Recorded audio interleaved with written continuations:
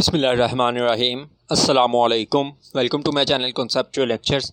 आज की इस वीडियो में आप लोगों से स्मार्ट सिलेबस के बारे में और वो स्टूडेंट्स जो कि पास होना चाहते हैं दोबारा स्मार्ट सिलेबस के अकॉर्डिंग, उसके बारे में हम बात करेंगे।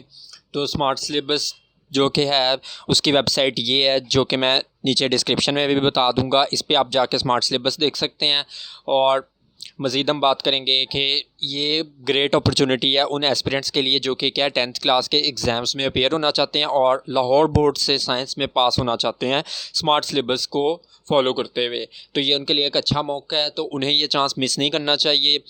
इसके बाद अगर हम आएँ कि कौन लोग अपेयर हो सकते हैं, तो इसके लिए स्मार्ट सिलेबस में पेपर देने के लिए, एग्ज़ाम देने के लिए स्पेशल एग्ज़ाम कैंडिडेट्स को रजिस्ट्रेशन दोबारा से करवानी पड़ेगी। तो क्योंकि इनकी जो पिछली रजिस्ट्रेशन है वो नहीं चलेगी, तो अब रजिस्ट्रेशन की स्टार्ट होने की डेट 26 सितंबर है। 26 सितंबर से रजिस्ट्रेशन स्टार्ट हो रही है।